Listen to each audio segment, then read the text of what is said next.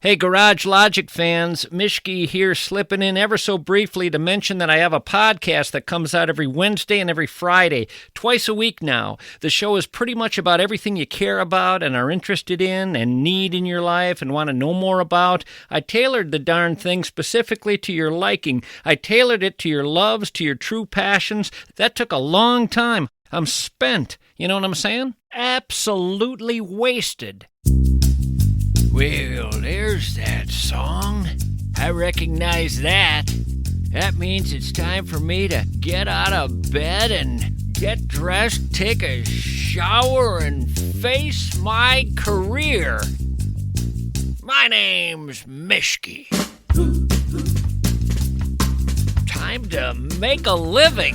Time to be the man my mama hoped I would be when I was a little infant. She said, I hope you grow to be, whatever those things are that talk into a microphone and say stuff. I said, I will be that, Mama. I'll be a guy who talks in a microphone and says stuff. All right, what I thought we'd do this time around is go way back to the old KSTP radio days.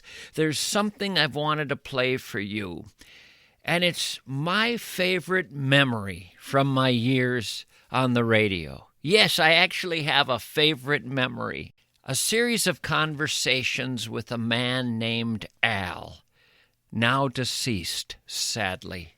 One of the things I loved to do when I was on the radio is look down and see that light flashing that told me someone was calling the program.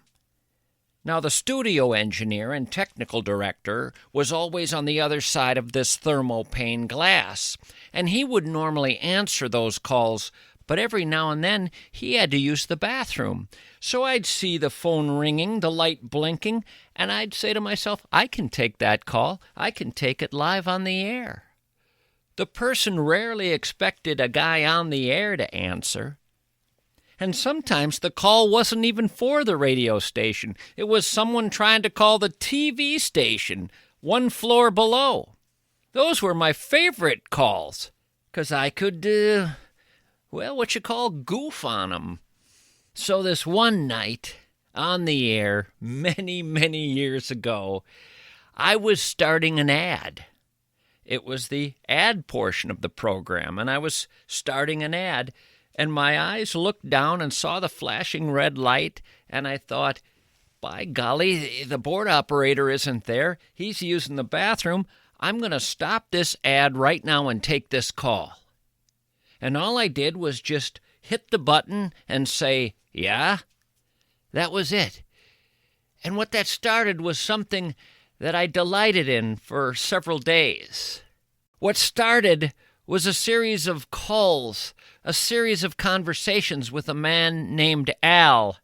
The conversations would end, maybe because there was need for a commercial break, or maybe we'd come to the top of the hour and the calls would have to end, or maybe we'd come to the end of the show and the calls would have to end. But I'd always start him up again. I'd always call him back. He never knew we were on the air. You see, his original call was a call looking for Dave Dahl, the dean of Twin Cities meteorologists, the big-time weatherman, one floor below me with KSTP television. Well, I wasn't going to let that stop me from talking to the fella. He wanted a weather guy. I was going to be the second banana weather guy, the poor man's weather guy. I wasn't Dave Dahl. I wasn't the top meteorologist, but I also had weather skills and weather tasks and had a position at KSTP. My name was Blow Zephyr. Now, all this came to me on the spot because I wanted to keep Al happy and keep him talking to me. And we just rolled with these conversations, all improvisational, all experimental. I didn't know where all I could go with Al, how far I could push things, what kind of fun I could have on this playground with him. But I will say this. He was a lonely insurance man, recently divorced, and I think he just enjoyed the time conversing with me so much that he didn't spend a lot of time analyzing the absurdity of much of what we were talking about. What I wanted to do with this show was give you a little bit of Al. My favorite thing about Al was he loved talking about tornadoes. He had been in his life in front of tornadoes on several occasions and had this great theory about what one does when confronted with a tornado. One simply steps out of the way and lets it pass. He would hear these anxious meteorologists on KSTP talking, and he'd think, don't these people know that all one has to do with a tornado is step out of the way? Why is everybody getting so riled? He felt he had insight from his experiences with tornadoes over the years. Just step out of the way, said Al. I loved that. I loved all my conversations with Al, all the different places we went. Ultimately, after a few days of calls, one night on the air, I revealed to him that I wasn't Blow Zephyr, a weather guy at KSTP. I was T.D. Mischke, the night talk show host. Well, he already knew about T.D. Mischke. In fact, he often listened to T.D. Mischke, but somehow he didn't get that my voice and Blow Zephyr's voice were the same. Al lived alone, liked his beer, but was clearly a lonely guy, and a guy who, late at night, liked having someone to talk to as he drank his beer and occasionally ran off to use the bathroom. I became his pal for a while, even though I was pretending to be someone I was not.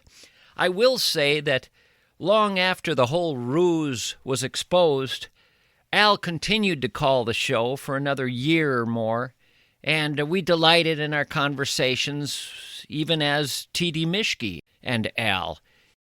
It was a great thing that he kept calling, and we'd talk about life, and we'd talk about all sorts of things. And then, sadly, at the age of 56, he died of a heart attack. But these early sessions, when I first meet Al, because of this phone call, where he's trying to get a hold of a TV weatherman, that's my favorite time with him. When we first meet, and I become Blow Zephyr. Yes? Yeah, I'm sorry to bother you. I just was trying to get a hold of the weather line. Oh, this is the weather line. This is the weather line? Yes. Oh, well, I was just going to make a comment about our weather. Okay. I grew up on a farm in Maple Grove. I went through 4 tornadoes. These people are all upset about tornadoes. All you have to do is just take a step and get out of the way. That's what I tell the families of those who've lost loved ones. Couldn't they move their fat asses? Well, you know, I tell you, we were in Maple Grove. We had 4 on the old farm. After the last one, my old man, who had some acreage out there in Maple Grove, the last tornado went through and knocked down a whole bunch of trees on the east side of his property. So he decided, hey, that's a great place to build a house. So he did. And in 1965, another tornado came through. Your father wasn't a Rhodes Scholar, was he? Well, no, I thought it was a great place. It was a beautiful house and everything. Right, but the tornadoes come through, destroy this property, and he says that's a great place to build a house. He builds it right there, right in that path. Yeah, you know, but see, this is kind of in that corridor. I don't know. Well, clearly it was in the corridor used by tornadoes, and another one came along and wiped out your father's home. The first time when I was 4 years old, I can remember the first tornado hitting a corn crib that we had just put up that Sunday afternoon, and that was gone. Then I can remember the second one, which knocked down a barn, and then I can remember the third one that knocked down the trees. My Uncle Ned was killed in a tornado. Are you kidding? He was a quadriplegic from World War II. Uh-huh. And you don't mind me talking to you. Do you get a minute? No, I'm just saying that he was out in the field. Here, let me turn off. I'm going to turn the TV off here. All right. Okay, I'm sorry. He was out in the field. His wife had rolled him out there. Uh-huh. And then she had doubled back to hang some laundry. Mm-hmm. And the storm came up pretty quickly. And, of course, there's a guy again who ordinarily would have taken a step to the right or left, but couldn't. wanted to badly, was asking for his wife, but she couldn't hear. The wind was going the wrong direction.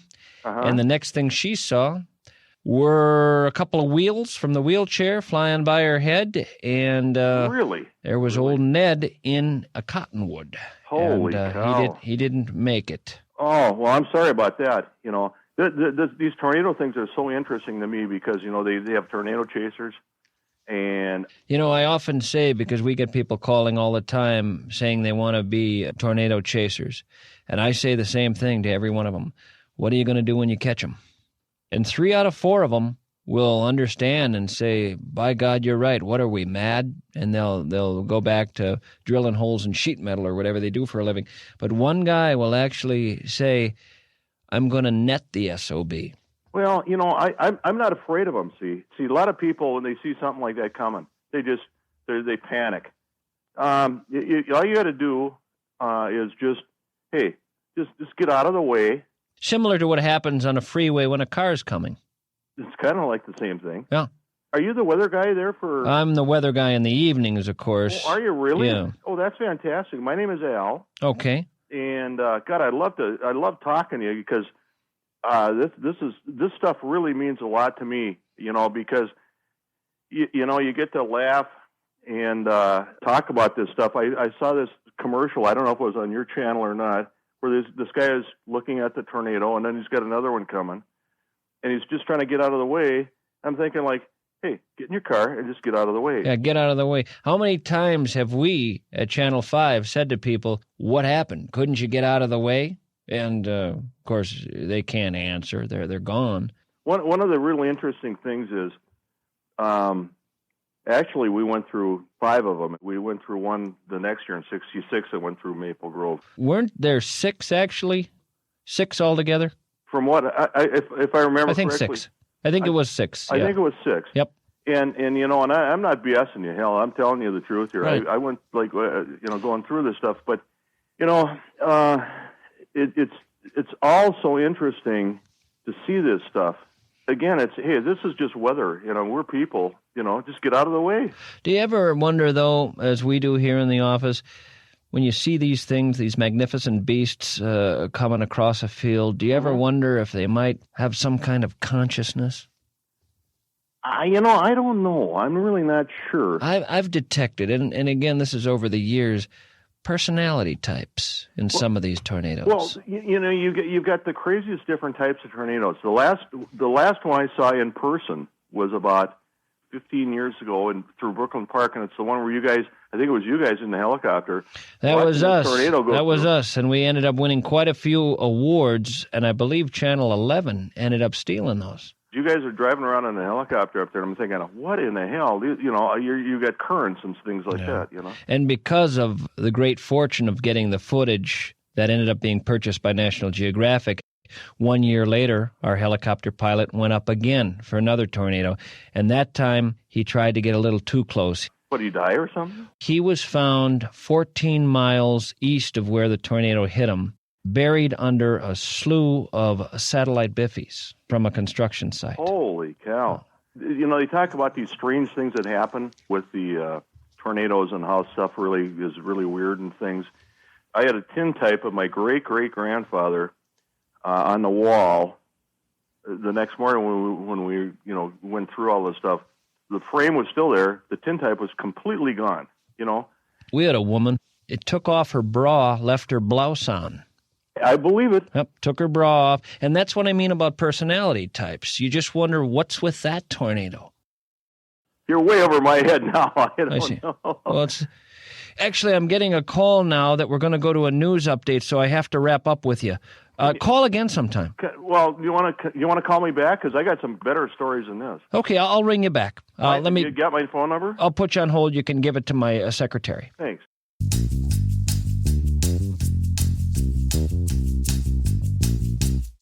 You know, I've been doing ads for Bradshaw and Bryant for years, the law firm of Bradshaw and Bryant, personal injury attorneys who can take care of you anytime recklessness and carelessness enters your world. You get injured because some callous soul didn't think, messed up, ruined your day, your week, your month, but not your life. Not with Bradshaw and Bryant. They're not going to let this SOB ruin your life. They're going to get you the financial compensation to make your world whole once again. That's Bradshaw and Bryant. Some people like Batman and Robin. Some people like the Green Hornet and Kato. Some people like Joe Friday and Bill Gannon. I like Bradshaw and Bryant. Keep their number on your refrigerator, in your wallet. Tattoo it on your po-po, people. That's what I did. I tattooed MinnesotaPersonalInjury.com on my po-po. Football is finally back, and Underdog is the best place to make picks and win money all season long. Play with as little as $1, and you just pick whether your favorite players will go higher or lower on stats like touchdowns, receiving yards, and lots more. This year, I'll probably stick with some of my favorite players like Josh Jacobs of the Packers. He helped me win money last year by usually going higher on yards rushing. I'll be looking for him to again go higher on rushing yards. It's easy to pick, and it makes watching the games that much more fun.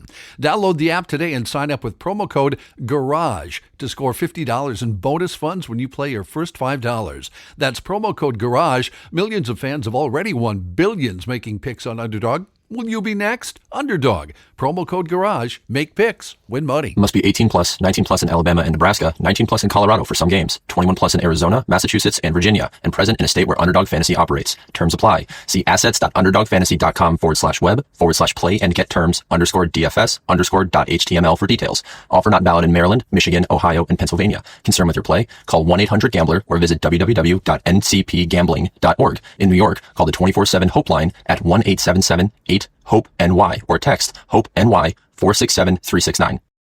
They chose a memory care facility for their mother, close to home.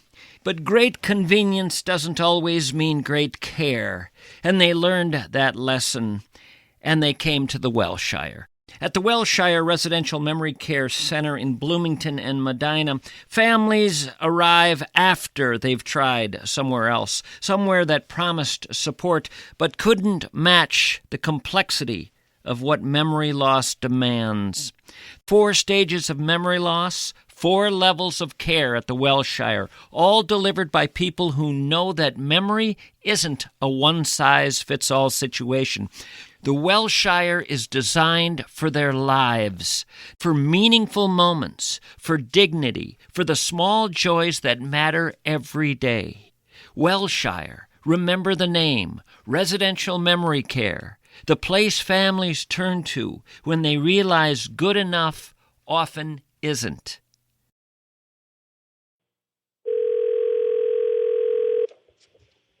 Hello.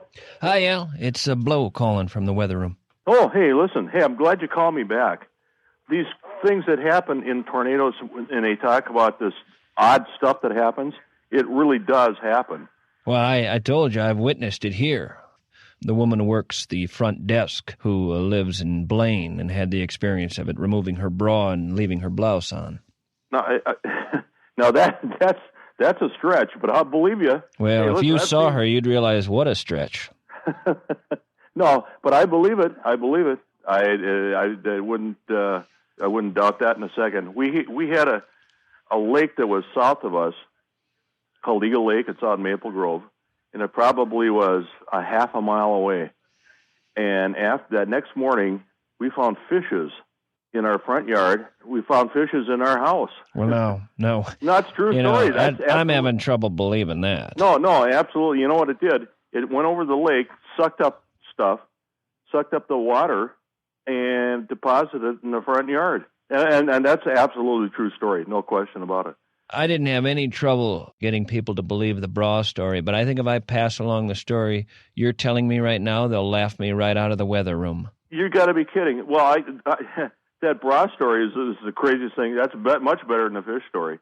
What they do is they'll go through the water, pick up minor fish, and, we were just lucky to live because when that thing hit the house, the new house, which was the 4th house. The 4th house was destroyed by a tornado. In these 7 tornadoes you witnessed. No. I only had 4. You told me there were 6. Oh, you had said 5. No, I said 4. Actually, you changed it to 5. Oh, I'm sorry. Okay. Well, I was just going along with what you said, I guess. Okay, well, I actually said 6, and then you went along with that, but you had said 5. How did you get... Where did the other 2 come from? Well, the direction all tornadoes come from. Don't they all come from the same place? The southeast or southwest. Southwest, or they're all from Dixie anyway. Uh-huh. But anyway, again, I'm not... in the old days, the tornadoes, and I'm not joking here, but obviously if you buy the fish story, you won't find this that hard to believe. I'm not buying the fish story. I know it. I mean, obviously you're comfortable with that, so this won't surprise you. The old days, the tornadoes used to bring up slaves from down south. What? Would bring up slaves. Really? The fish thing, and they weren't big fish. They were just minnows and stuff that got sucked out of the lake when the tornado went over Eagle Lake. And they just went over the house and they deposited things on the house, Mm-hmm. And that's all it was. It wasn't like, hell, we don't have any like 12-pound northerns or anything like that. Imagine this situation, though, if you will. You're down south. Tornado Alley goes all the way down to the panhandle of Texas. Now, you're down there. You're in slave country. Right. Now, you have a tornado coming, and you are owned by a man sure as a dog or cattle are owned, and you have this one out. Mm-hmm. You know this tornado could do you in, but you also know it could be your ticket to freedom. What do you do? Boy, I tell you what, you got a good question there. Mm-hmm. I'll tell you what. There are some, obviously, who went for it and died. I'm not saying they were all sent north, but you realize that tornadoes, because of the way they move, can pick things up gently and drop them down gently. Oh, yeah, absolutely. And what I'm saying is, in some of these cases, that's exactly what happened to some of these slaves. Well, you're preaching to the choir on this one, because I know this. I can remember the one that went through our newer house, which was built in, where they put the house up after the other tornado knocked it down, and you look out the window, and people don't understand this. It does turn green. Have you ever asked anybody about that? I've seen it turn green. And you know what that color is? The Greeks, I think, were the first ones to learn that green is the color of death. Well, I tell you what, this was green, and It came in just like a freight train. And I'm not kidding. What's the first color you turn when you die? Have you seen a dead man? Green. Oh, that's true. Which is why... hey, listen, I love talking to you. I hope you don't mind me calling you again. Oh, no, call anytime. You're a piece of cake. I tell you what, this is the most interesting subject that I ever get to talk about is these tornadoes. Tell you something my daddy told me one time. He said one day down the line, they're going to harness the energy of these tornadoes. They're going to figure out how to reproduce them in the laboratory, and people are going to have these in their yards. I mean the way people have pets today. My feeling is, and I'm not an expert on this, but geez, think of all the electricity you can generate out of those things. Well, I think what he was sensing is what I was speaking of earlier, and that's the notion that people get attached to these things not simply because of their power, but because of the personality they sense. Oh, absolutely. This is where I'm at this. See, they don't frighten me. They really don't. I'll tell you something. I tell you something I've been advocating for a long time. You know about naming hurricanes? You see this all the time out east. They'll name a hurricane Dave or they'll name a hurricane Doug. What's the big deal here in the Midwest with leaving these tornadoes, which clearly have personalities, without a name? If we name them, think of how much easier it'd be for you to discuss this right now by saying, do you recall Stacy? Oh, absolutely. Or Craig? Well, but one thing, see, all tornadoes are different, and I think I'm sure you know this. You're the weatherman. You got a tornado that's like 4 miles wide, or you got a tornado that's like 22 feet wide. It's not size, though. We dwell on size too much in this country. Oh, okay. It's can it get the job done? Just like my daddy. He was injured in the groin in World War II and used to make a similar argument. Okay. Can you hold on just for 1 second? Sure. Thanks.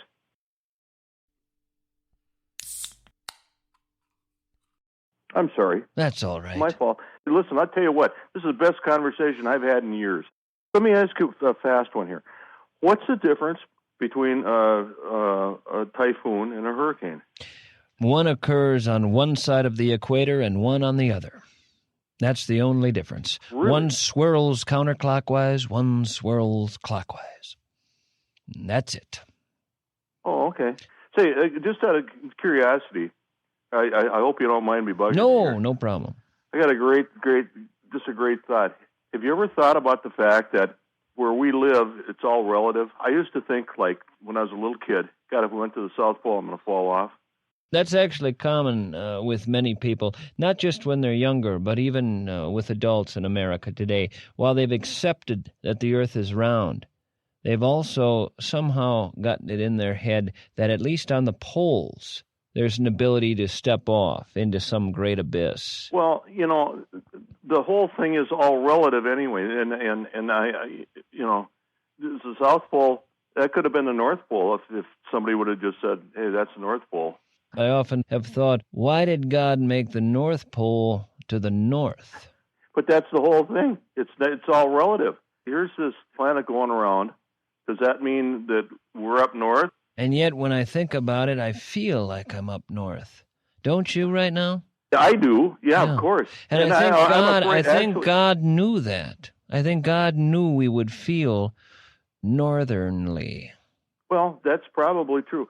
I'm definitely I'm a God believer. I don't go to church, but I'm a definitely spiritual person. I don't go to church either because I feel that this weather room is church. Because what, after all, are we dealing with here but the work of the Almighty, day in and day out? Oh, absolutely. And I pray.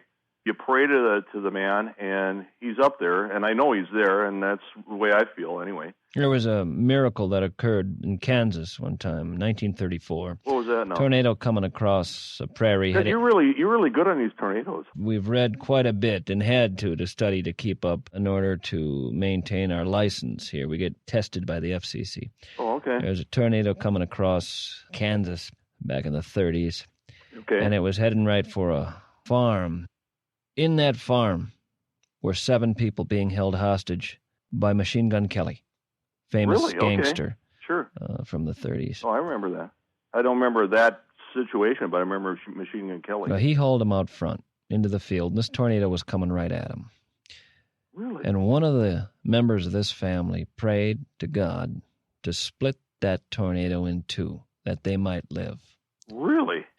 Machine Gun Kelly, as that thing was coming, he took off running. Of course, he went in the wrong direction. He went in a direction where the thing was sure to catch up. But as it came up to the family, it in fact split in two, went around them, similar to the miracle of the Red Sea, the parting of the Red Sea. That family was spared, and it came back together right on Machine Gun Kelly, and that was the end of that gangster. Really?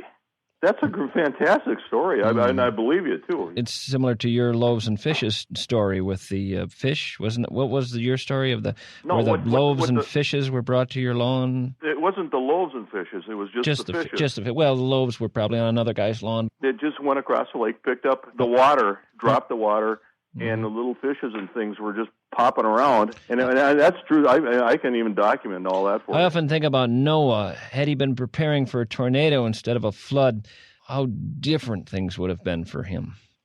I don't know, what you feel about Noah. You get the great stories and stuff, and but I believe him. I believe that happened into some degree, no matter what. And what can you say? Recent discoveries in archaeology. God, I'm so glad you're talking to me. Geez, this is fantastic. You're making my day. Well, recent discoveries in archaeology have determined that what Noah was really dealing with ultimately was a wetlands, what today we would call wetlands. Okay, no, didn't they find his boat in Mesopotamia somewhere? Well, they said that was his boat. Oh, okay. But it turns out that was built by hoaxsters. It was, in fact, the old facade from, what's the famous seafood restaurant? Red Lobster, I think it was. You're kidding. No, it was a facade someone had stolen. You're kidding. I kind of took that for gospel. We have natural wetlands now. Right. Obviously, we've gotten rid of far too many of them. Oh, it's terrible. I'm an outdoorsman myself. So. Noah was an outdoorsman. You know who the first indoorsman was? Let me take a guess here. Boy, I don't know. Raymond Cravler was his name. He was the first one. So, how long you been an insurance man? Well, I'm not in insurance right now. I'm right. I did it for like 30 years, and I'm very knowledgeable on it, and not to brag on my own thing. Right now, I'm just I'm looking for another job because I got fired, and I don't mind telling you that I got fired, and the reason I got fired, I'm not that fast on the computer because you got a minute? Yeah, got Okay. an hour. Okay, I got sold 4 different times. Obviously, I could tell when you were empathetic with the slave stories earlier that you had experienced something similar.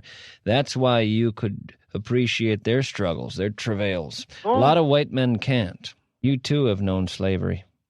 Well, what happened is we had. I know what happened. We all know what happened. I can't. In fact, I'd rather not fast. go over the details. You needed a tornado. That's what you needed. And there wasn't one. Or there was one and you were stepping to the left or right. Well, what happened in my job in particular. Did you just have gas right there? Pardon me? Did you just have gas? No. What happened in my particular situation? God, I love talking to you. God, you're the best. You really are the best. You know what you would have been good at? You would have been good as a spotter. We hire people periodically to sit out in fields and spot for us.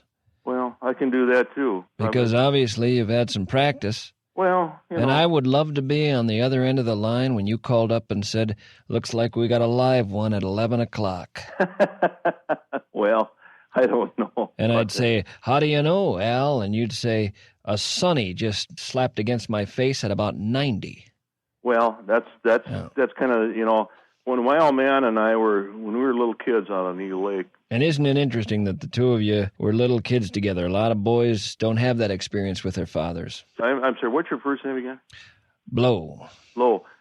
One thing you got to remember, and this is something in fact, I was talking to my kid today. You always take care of the little people and the old timers. That's the right. key. That's right. Because they'll never forget that, and I never forgot that with my old man, and that's why I did that same thing with my kid, and that's why I keep doing it. I keep calling the old timers up, and they all love it, But you got to make them feel good. That's the whole idea, is just make them feel good. You're the heart and soul of the Upper Midwest. I don't know. That is the philosophy that keeps a guy like me living in this part of the country when New York or L.A. calls. Well, I'm not being self-righteous or anything like that. That's just the way I am, and I don't.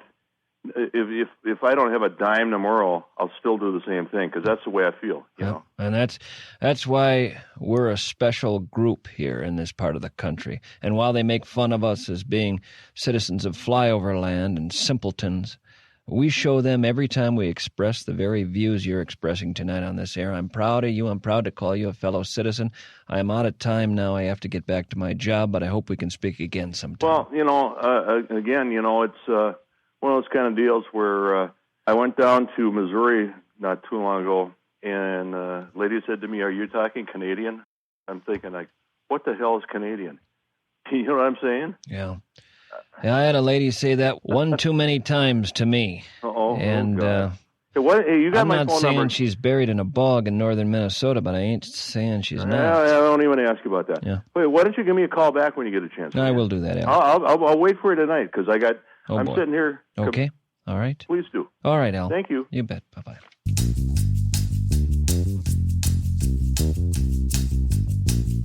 Investments. The very word makes some people break out in a cold sweat, or worse, yawn so profoundly they accidentally invent a new floor in a building. But fear not, because we have Josh Arnold here. More than 40 years, yes, more than 40 years advising people on investments, retirement savings plans, pensions, portfolios, IRAs, 401ks, things that frankly make most mortals want to crawl under the sofa and gnaw on a cushion. God knows I have. But Josh, he's different. He enjoys talking about money. And here's the absurdly generous part. He will give you 48 minutes free for a consultation. Free. Not a single penny. Why 48 minutes? Because 47 would be stingy as hell. And 49, that's just showing off. 952-925-5608. Investment services offered by Josh Arnold Investment Consultant LLC, a security and investment advisor. Past performance is no guarantee of future results. All investments involve risk. Tommy Mischke is a paid endorser. The industrial pressure washers at American Pressure are called upon for an astounding array of duties. American Pressure just recently got a call because the escalators at the airport needed to be heavy-duty cleaned with sophisticated pressure washers. They had been unhappy out there with what they had used before, and they called American Pressure. They said, "Save the day, will you please?" If I had a nickel for every time American Pressure was called upon to save the day, either because a business's pressure washer was on the fritz or the old one just wasn't up to the job anymore, I would retire. There is so much subpar pressure washer work out there, so much that goes on that's just not up to snuff. So many people are doing sort of a good job with their pressure washers at their businesses. So it was with the airport escalators, until the geniuses stepped in with a customized approach that had not been used before. Talk to them. Let them save the day for you. They do it for a living at American Pressure. For a living.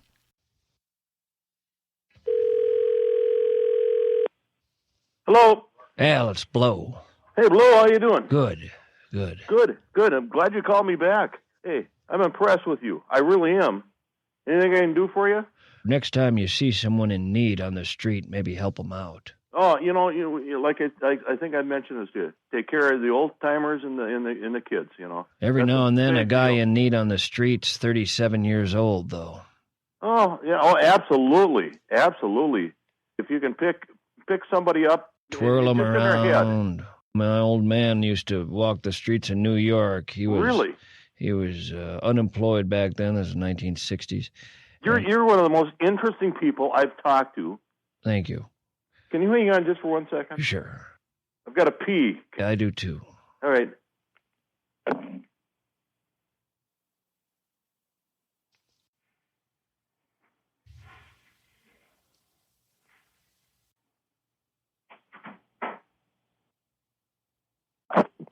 Hello.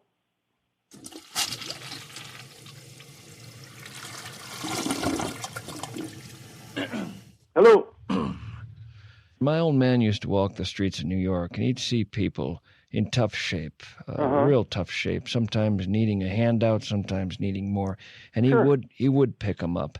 And he'd not only pick them up, sometimes he'd just twirl them there because what they really needed was human touch. Oh, and absolutely. he'd say, "I don't have anything for you, but tell me when you're dizzy." Well, I believe in I believe it more in the spiritual part of just taking care of somebody than anything else, really. And those guys, when he'd set them down, they'd often stumble away, and the police would pull up and grab them and accuse them of being drunk. But they weren't drunk. They were dizzy from being spun around, and it was just one more indication of how society misreads these folks. Oh, absolutely. No question about that. No question about that. You ever find yourself at night, 3, 4 in the morning, staring up at the ceiling, watching the car lights dance across the ceiling and saying, "What's it all mean?" Every night. I've been doing this for the last couple of years, but if you can still get up the next morning and smile and laugh, then that's kind of a big deal. But if you can't, then that's okay too. There's nothing wrong with not doing that. That reminds me of my grandpa's saying. His old saying was, if you can get up in the morning and get to the door and get out, and if you can get downstairs and get to the kitchen area, if you can get out into the yard, and if you can get out, maybe walk around and smell the grass. Right? Well, he wasn't done. It was an old saying he had. It might have rhymed, I don't know. And you can get down the road. And if you can get maybe to another place, and from there, maybe even get a little further. And if after you get all the way there, you can get back. Not necessarily the same way, but just get back. And later on in the evening, say sundown, get into that bed again. Get some sleep. And somewhere in there, get a meal. And if you can, at some point in your life, maybe get a hold of a decent magazine, a good book, or enjoy a television show, or say if you can get out to theater, live theater is kind of nice too, or if you can find yourself on a date with someone, or if you just like to maybe go unicycling in a park, or if you can find yourself maybe a hobby, perhaps astronomy, if you can do all that and still make sure you honor the food pyramid, you got nothing to complain about. Well, it's great that you say something like that because, life is so sweet, and if something like that makes him happy, that's unbelievable. And put us to sleep, of course, but it made him happy. I'm getting a call from my boss who says Blow Zephyr is due on the air right now, and I'm Blow Zephyr. Call me back if you can. I will, Al. See ya. Bye-bye.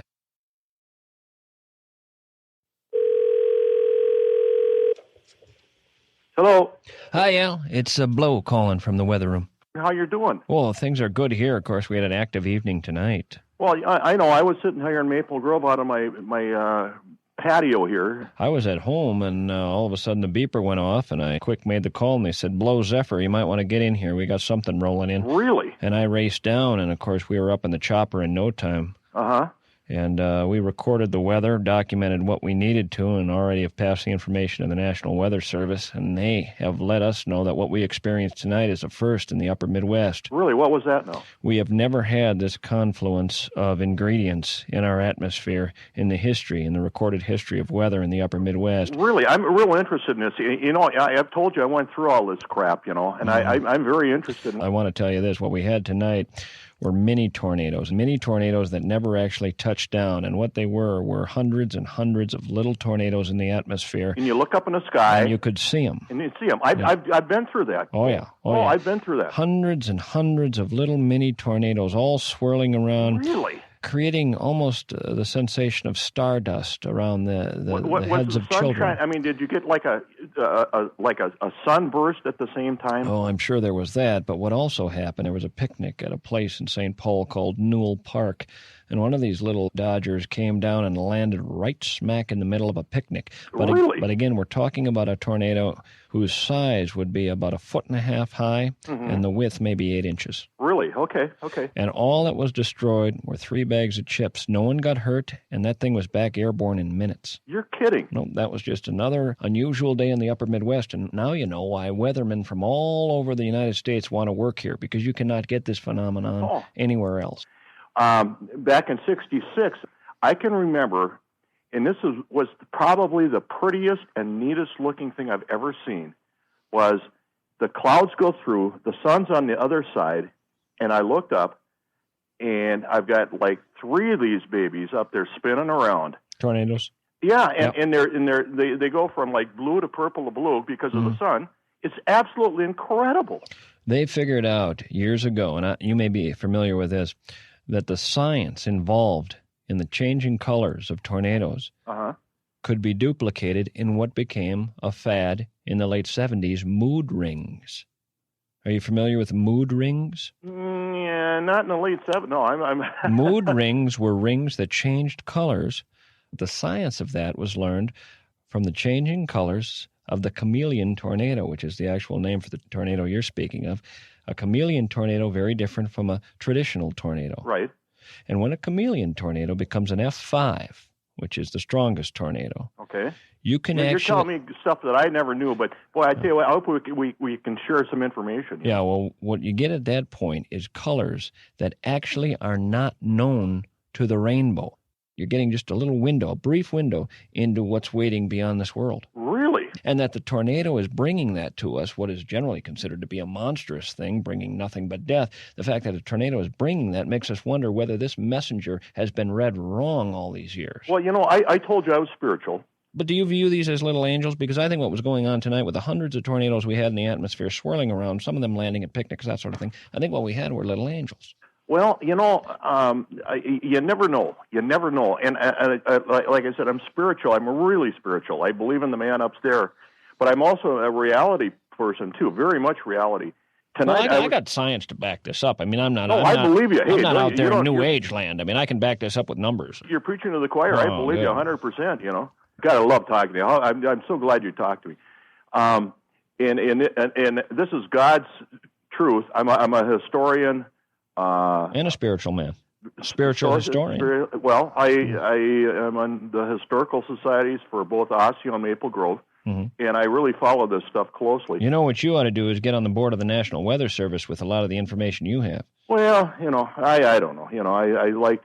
Well, maybe I should. I don't know. I think you should. We could use another knowledgeable force on there because a lot of the folks. You need a voiceover guy. Everybody keeps telling me I should be a voiceover guy. Either that or an insurance man. But there are some people on this board who don't know a thing about the weather. I went up to a fellow who's on the board of the National Weather Service. I love talking to you. Thank you. Sure. National Weather Service. I go up to this fellow and I say, "Listen, I heard you give your little speech tonight. Do you even know what the material is inside a thermometer?" And he said, "You're damn right I do. It's cobalt." I said, "It's not cobalt. It's mercury." I said, "What are you doing on this board?"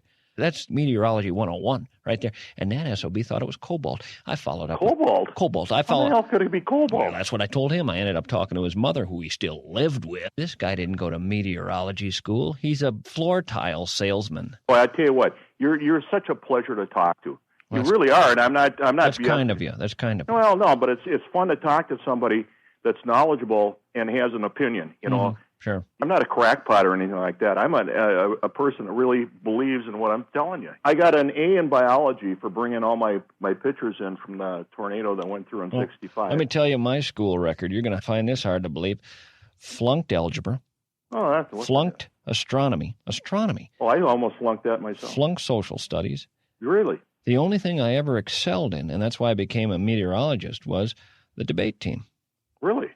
Where'd you go to school? I went to school at a little tiny college in Tonga. How about yourself? I went to St. John's University from 66 to 70. They had some tornadoes up there then, I think. I don't remember those. Well, it was the little ones. And they're always, you know, the thing is the trees hide them. No, that's true. They had a tornado in Frank Hall. Do you remember Frank Hall? Of course. They had a tornado in there that got in. And a tornado in Frank Hall? Got into the hall. How did it get into the hall? In this particular instance, it wasn't one of the larger ones. It wasn't even an F1. These little ones are classified in fractions. This thing was in the hallway. You're kidding. Two people saw it, and then it was out again. You know, it's just a flash. You ever hear of ball lightning? Ball lightning. I've heard of that. Ball lightning moves that way. It was scientifically proven. Well, this SOB was in Frank Hall. After the thing left, you know how old and dusty a lot of those dorms up at St. John's are? Mm-hmm. After that SOB left, that hall never looked so good. Well, but I mean, are you sure they're not just little whirlwinds and stuff? Well, you know what you're calling a whirlwind. I mean, let's face it. I've seen whirlwinds. We can come up with different names. We can call these things different names. Sometimes you have someone who says, "Hey, that's a dust devil." What I'm saying is the science behind it's the same. It's a little tornado. Well, that's true. No, you're absolutely right. Yeah, that's all I'm saying. I just believe a little. it. This thing that came down, for instance, and ruined this picnic this evening. Well, it didn't ruin it, but some kids didn't get the chips they were promised. That was not something you were going to see on The Wizard of Oz, or that's not something that was going to make National Geographic. But the science behind it is a twister, as sure as the science behind what makes up a human being is the same in a midget or dwarf. Well, you know what I'm saying? I agree. You know, and I never looked at it this way before. But you know, Oh God! I'm so glad to talk to you. I'm glad you called because the guys around here won't even listen to me. You're kidding? No, they're all busy looking at Dopplers and that crap. Well, you know, I was going to ask you actually a little about the Dopplers. There, you know, back in the old days, we just kind of waited until it went by, and if you were lucky enough to be alive, then you were fine, you know. And I've told you I went through 4 of them, and that's absolute truth. I went through 4 tornadoes. Yeah, I'll tell you something. I'm whipping something up in the lab, and this is going to interest you. You know how you can create tornadoes in the laboratory? In a little glass of water or something. Right. Even. Well, yeah, in this particular case, it's in a mason jar, but there's no liquid in it. Really? Yeah, and I'm able to do that because I have access to ingredients the average person isn't going to. And I'm going to be playing with that tomorrow night. I thought what I might do is call you tomorrow night when I have the thing spinning and let you know what I'm able to do with it. Oh, that'd be fantastic. In the meantime, I'm getting called by my boss. The little light's going on here. No, I understand. Will you call me back tonight? Tonight if I can. Sure will. Okay. You got my number? Let me check. Yep, I got it. Please call me for sure. I love talking. Okay, I'll call you back. All Take care. Take Thanks. Bye-bye.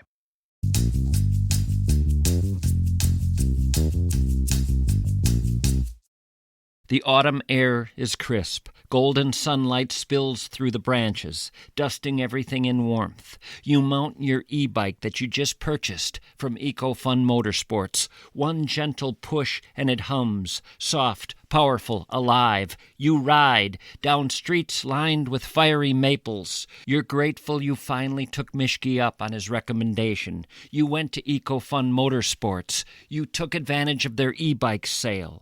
Now every pedal is effortless. Every hill is but a whisper. The motor helps when you need it, lets you glide when you want to, and you pedal when you feel like it, and suddenly the world opens up all around you. You never felt so light, so free, so in rhythm with the season. The breeze kisses your face, carrying the faint smell of earth and wood smoke. You're alive. You realize the world is moving with you, each leaf a note in the song of autumn, and you on your e-bike, wanting to go all day because you're not breaking a sweat and because all you feel is joy. The e-bike sale at EcoFun Motorsports in Burnsville and Forest Lake. Now is your time. For more than a century, that's right, since 1918, MSP, Minneapolis-St. Paul Plumbing, Heating, and Air, has been keeping homes comfortable, safe, healthy. And today, if there's one thing that affects your family unlike anything else, it's the air you breathe. Did you know the air inside your home can be more polluted than the air outside your home? Dust, allergens, bacteria, even viruses can circulate through your HVAC system every day. That's where MSP comes in. From whole home air purification systems to duct cleaning and humidity control, MSP has comprehensive solutions designed to give you one thing above all: cleaner, healthier air. Air that protects your family, helps everyone breathe easier, and makes your home a place you can truly feel safe. MSP knows how to make your indoor air as clean as it can possibly be. Do not wait. Call MSP today. Breathe better tomorrow. MSP. Care for the air you share.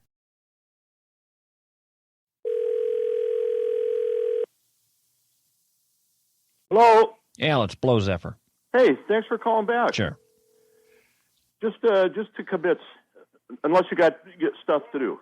No, go ahead. No. Thanks for calling back. Sure. Just to kibitz. I'm on the radio. I don't want to be on the radio. Oh, all right. Let me do something about that here. I'm on the radio. I don't want to be on the radio. No. Oh, all right. Let me. Bail out. Bail out.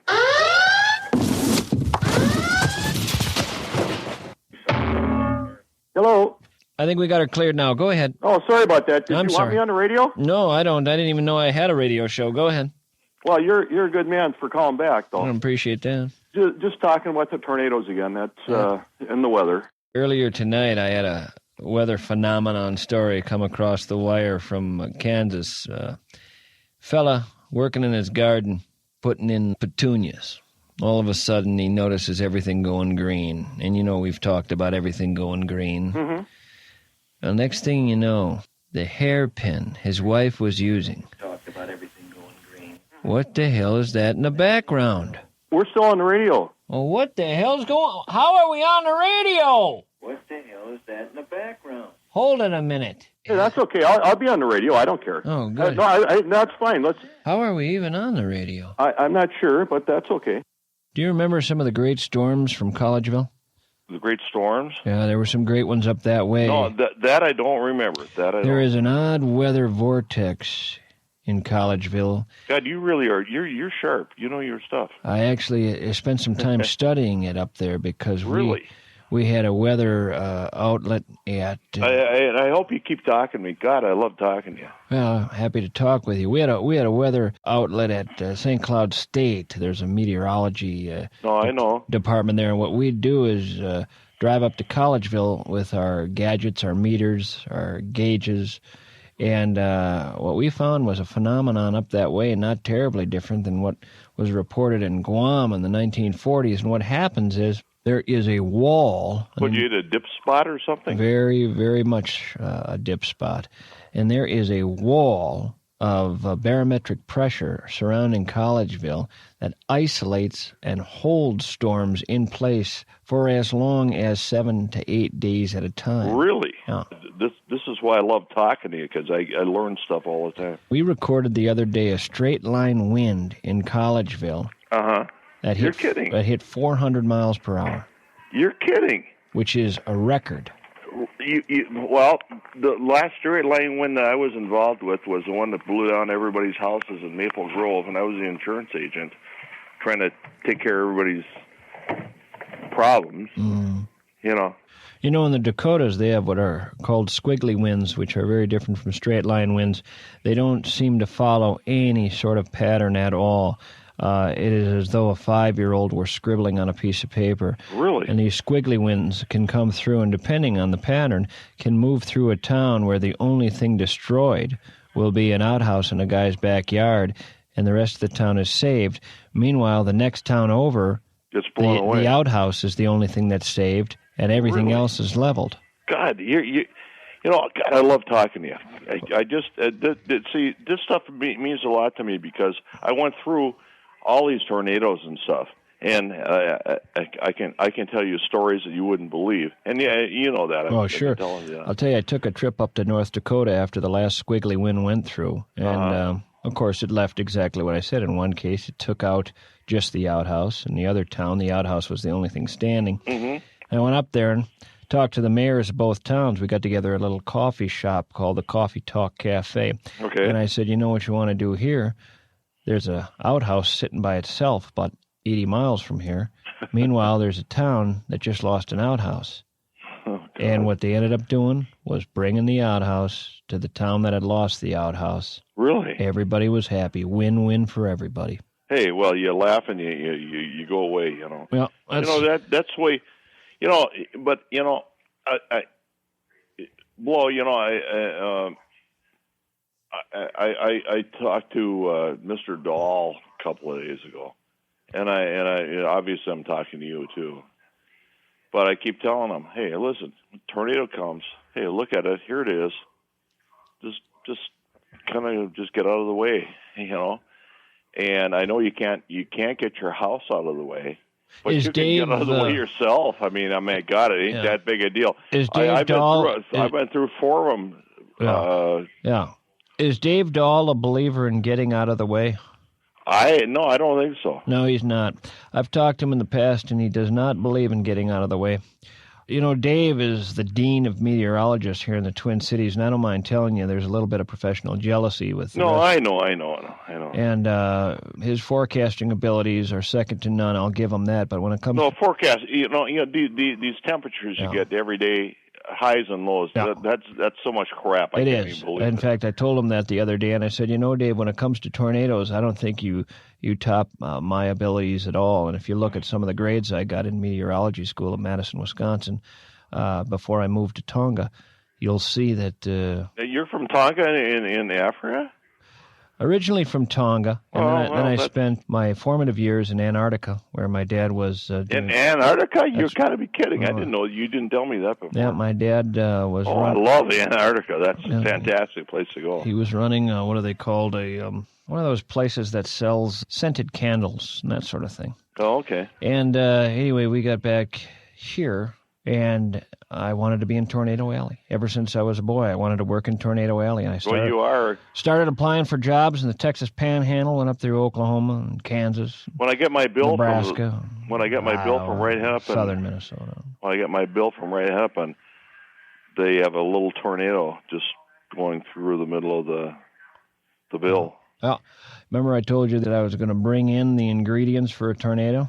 Yeah. I got one sitting on my desk right now. Really? 12-inch high. Remember I told you you can Well, you can make a whirlwind or something. Well, this is a tornado. It's actually identical to what came through a few years back. Really? The tornado featured in the Care 11 footage. It's a replica. I even made sure that it moved the same way that one did, and I've got a little kind of a fake chopper hanging from a string with a little cameraman in it. And I can push that chopper right into the little tornado, and boom, that chopper is knocked against the wall. You can't adjust a chopper to something like that. They told me when I brought this in tonight, they say, you let that thing get away from you, it'll be the last time you make a tornado in the shop here. God, you are seriously, you are the greatest. I love talking to you. Well, thank you, Al. No, Tell you what, I'm going to call you back because we're coming up on top of the hour. I got to give my report because apparently we got tornadic activity in the Yukon. Can you call me back? I'll call you right back. Thanks. Bye-bye.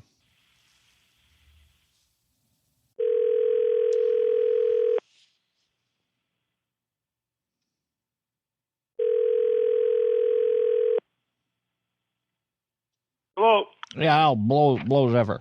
Hey, Blow, how you doing? Good. What are you doing tonight anyway? I'm just sitting around. You know, I went through a divorce. Tough deal. And just sitting around doing nothing. You mean ever since? Yeah, ever since.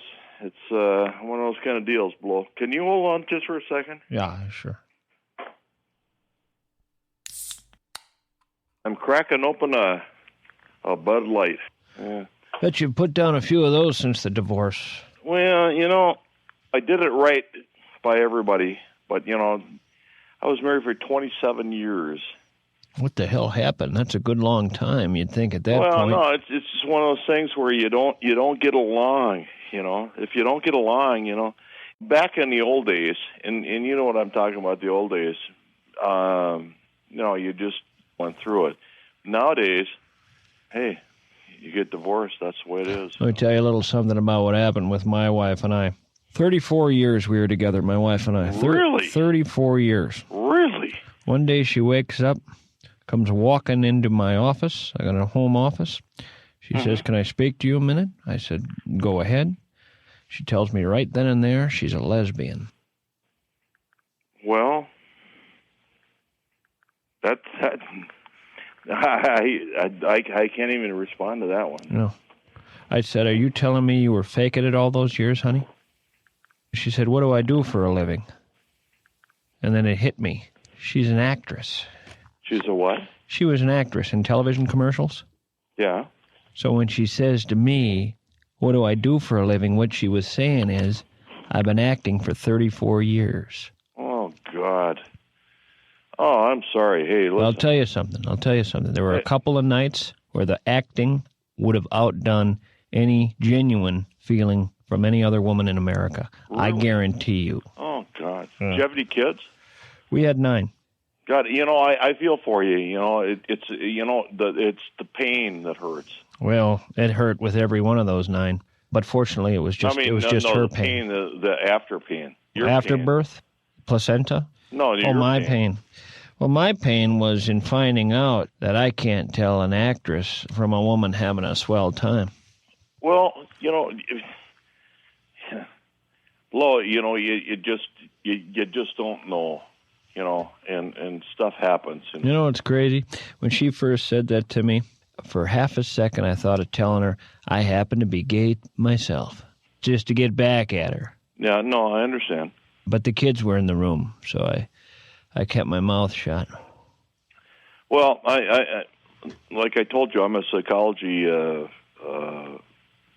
Well, and you understand. So I know I know what happens yeah. on this kind of stuff. Yeah, I read but it doesn't make any difference. You know, it still feels the hard parts. You know, I wrote Dear Abby afterwards because I was trying to get some advice free. Are you serious? Yeah. Oh God! I don't know if you're aware, but Abigail Van Buren used to live right here in the Twin Cities. No, I know. I just wrote and then hand delivered it. She was at 740 River Drive there. Well, I don't know that. That's where she lived, and we used to go over there periodically and drop off letters whenever we wanted advice. And I dropped off a letter, and her advice was that I should talk to my clergyman or family doctor. Oh, yeah. I got a bunch of friends that are clergymen, but What do you think their advice would be at that moment? Blow. I can't. I don't know. I just my this is the way I'd look at it. If that happened to me, I'd just say, hey, what are you going to do? That probably would have been the adult way to operate, but what we ended up doing, I just mentioned 9 kids overheard her little confession. 9 kids? They were all there, and when she packed up the car and headed down the driveway... Are you kidding? There were 9 dozen eggs being sent her way. Really? Oh, all 9 egged the hell out of that Chevrolet. Holy. She didn't make it to the public highway without needing to have the whole damn thing hosed. You got to be kidding me. Oh, God. I really feel for you. I have, I'm just... I'm just totally open to what you're saying. She ended up moving to a place that has what has to be the worst weather on planet Earth, though, so I don't feel so bad anymore. She's been in 2 typhoons, a cyclone. She's been in an earthquake. She's been in a forest fire. She's been in a flood. That's really tough, but but you still love her. I love the actress, and I've even written her letters saying, "What's the going rate for actresses? I'll pay union." Yeah, but you still love her anyway, regardless of what. Well, it's similar to, I loved Cher in Mask, but I don't love Cher. No, I just love the woman she played. She was the mother of the deformed boy. No, I understand. I remember that movie. Well, it's the same with my gal. I loved who she pretended to be. I love those phony nights under the sheets, 3 a.m., where she could put Meryl Streep to shame with some of her abilities. No, I understand. I know what you're saying, but are you sure? Are you really sure that there's no love anymore? Well, I don't know. I stopped by her place back in the spring. She was dating 3 gals at once. Really? Conjoined in one case, so I guess 2 you would call it. One of them was conjoined, and one of them was just a regular gal. I don't know what to say here. I'm kind of. Well, you've been through it. I mean, you've been through the same thing. Divorce, yeah. Well, that's the same thing. Divorce was 27 years. Sure, same thing. I'm sure she was a lesbian too, right? I mean, they're all lesbians. She wasn't. Oh. And sometimes you get divorced just because you're divorced, I mean, that's why you got divorced, because you found out you were divorced? You never know. Well, there's paperwork on that. You should be able to find out. Well, no. We still talk and everything, see. What do you talk about? Stuff, When we got divorced, she lived with me for another year. What the hell? No. Did you guys have... Blow, you have no idea how unimaginative this really was. Craziest thing I've ever... You guys have relations after you were divorced? Pardon me? Did you have relations? No, that we didn't do. Still stayed in the same bed. What? I'm not kidding you. Just between you, me, and the fence post, middle of the night when she was sound asleep, passed out or something, did you ever just, No. I see. All right. No, I didn't do that. It's as though there was this invisible wall right down the center of that bed. Well, yeah. My wife and I actually built a wall at one point. Really? We actually built a wall. We called it the Great Wall, and it was not unlike what you see, China, Berlin, that sort of thing. But I know. We built it because I could not trust myself middle of the night. Really? So we built a wall, went right up to the ceiling, and then, because I realized I could always go upstairs and cut a hole in the floor and come down that way, I ended up running the wall straight through the second floor, too. Really? Holy cow. That's the story of that relationship. Holy cow. My wife got her pilot's license last year. She flew over our house in June. She didn't drop pamphlets or anything. Not pamphlets. What she dropped was some clothes of mine that she had inadvertently taken. Uh-huh. And they landed in the yard, and I went out to get them. And while I was scooping them up, I got hit in the back of the head by something really hard. Mm-hmm. It was this black box. You know the black box? Yeah. That's that whole deal that records all that's going on in a cockpit. Well, how in the hell did you get that? Well, what happened is that fell. She didn't mean to throw that. It was just like tossing a baby out with the bathwater. I took that thing into the house. It's a reel-to-reel deal. I set it up with a little program I had in there, and I listened to it. She had flown from the airport in Owatonna over our house, cursing me all the way. I had it all on tape. Blow, what in the hell happened to make it that bad? I shacked up with my boy's Cub Scout den mother, part of a merit badge deal that just went awry. I understand. So she got wind of that when my boy tried to use it to, earn his way. I don't know what the hell he was going for, Eagle Scout or something. Son of a gun has an eagle eye, I'll tell you what. Caught us in a motel, and anyway, word got passed to his mother. That's why I think maybe she's making up the whole lesbian thing, just as a way to get back at me, the same way I was going to tell her I was gay to get back at her. This merit badge program, I don't know if you've ever been in Scouts, but one of the things you're supposed to do is encourage people to be friends with one another, and if you can get two strangers to be friends, you get a certain number of points. My boy hadn't done the homework. It was the night before, and I said, well, why don't you introduce me to your den mother, and we'll say we're buddies. And it got a little more than just buddies, but I don't think it was anything that could have resulted in a little scout coming down the birth canal or anything like that. No, I understand. I just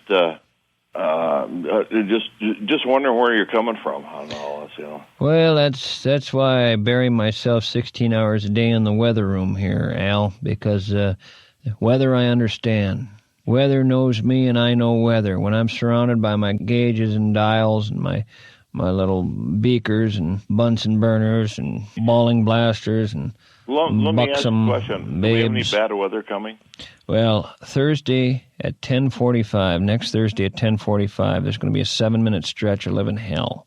Okay. And that'll pass, and we'll have nice weather again. Okay. Boss is calling. He's on line 3. I better go. I'll call you back. Thank you. All right, Al.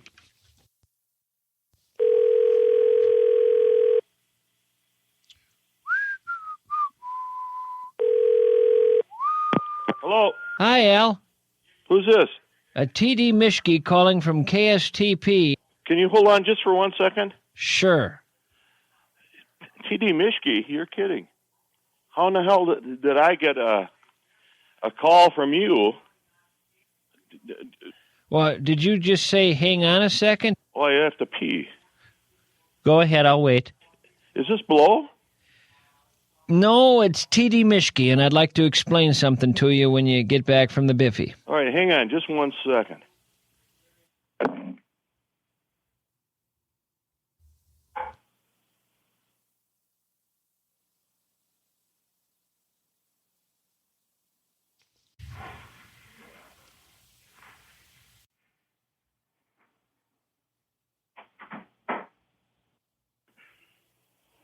Hey, I'm back, and I love listening to your show.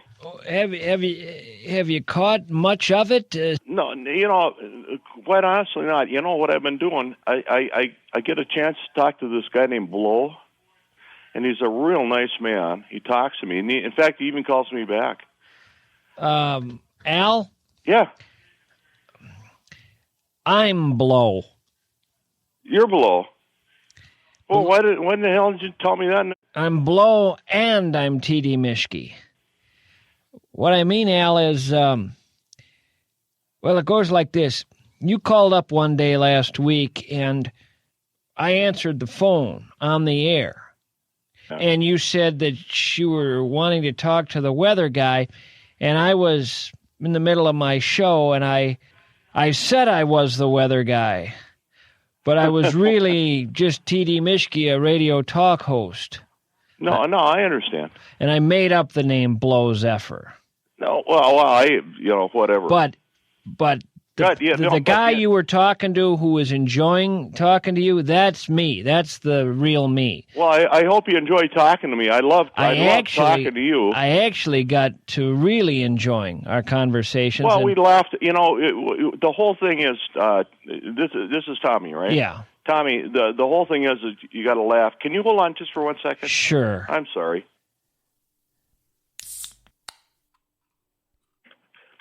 Tommy, Periodically, you go away, I notice quite a bit. You leave me, you say just a minute, and you disappear. Where are you going all those times? Went over and grabbed a beer to Yeah. talk to you. Tommy, the key to life is that you get to laugh. That's the whole key to everything. I'll tell you, I learned a lot about you. I learned a lot about your life and your struggles and the good times and the bad times and your great interest in history and in weather and specifically tornadic activity. I just thought, I've gotten to like this guy so much, I better tell him I'm not really Blow Zephyr. Well, you had me fooled completely. Well, and because you still sound like Blow. I mean, No, I I'm am serious. Blow This hard. was really fun, We had some great conversations, and I might have stretched the truth on a few things I was saying about some of the tornadic activity I have experienced. I don't know what I don't remember your story. Well, I would try to make up tornado stories. Yeah, stuff happens, you know. Stuff happens. Well, let me introduce you to this old guy. He's an interesting fella. Fred, this is Al. Well, hi, Al. Fred, are you the same guy that calls him? Oh, Jesus. I can't even believe it. Yes, Al. Fred, I know you. Hey, Al. Yeah. Would you like to meet Nancy? She does the news here. Hi, Al. Hey, Nancy, how are you? I'm fine, thanks. How are you? Hey, I'm great. Are you sure you want to really talk to me? Yeah, we're all here. Fred, Nancy, Geez, I'm here. Al, you're there. This This is the is greatest what night you I've call ever had. a conference call. Nancy, Yes. I live out in Maple Grove, and tell me what weather is going to be in Maple Grove. Now, mind you, I'm not a meteorologist. I just read the I forecast. understand. Hey, listen, So most. God, I'm so excited that people are actually listening to what I'm saying. So, Al, do you know any songs? You mean like? That you like to sing? Can you hold? I'm sorry. Can you hold on just for 1 second? He puts down those Bud Lights faster than you and I breathe. Either that or it's back to the Biffy. I'm sorry. How about Goodnight Irene? Do you know that one? That's way older than me. We don't really care when songs were written. Let's do The Auctioneer. Okay, start her out, Al. Hey, now, give me $5, $25 bid. That's how she goes, eh? Nancy, can you put that song on the radio? FCC No, I won't can't. allow that. I know Goodnight Irene. Seems we all know Goodnight Irene. I don't know Goodnight Irene, Mischke. How do you not know that one? That's like saying you can't sing Happy Birthday to You. How about I got spurs that jingle, jangle, jingle? Is this Fred? Yep. Freddie, why are they still keeping you on the line? No offense. I love you. I kept you on the line last week for 4 nights, Al. I'm sure you guys got the auctioneer somewhere in there. Let's see, we have the Gambler, we have the, the Gambler, Fornicator, we have the... Don't we have the Pawn Shop Professional as well? Yeah, and we also have a song here called The Insurance Agent. Nope, no auctioneer. We got the Yodeler.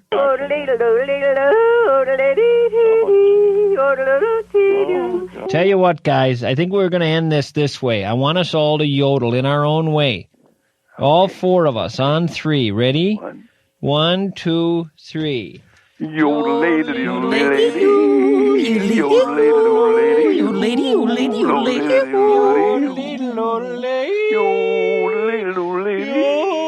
Little old lady got mutilated late last night. You are not.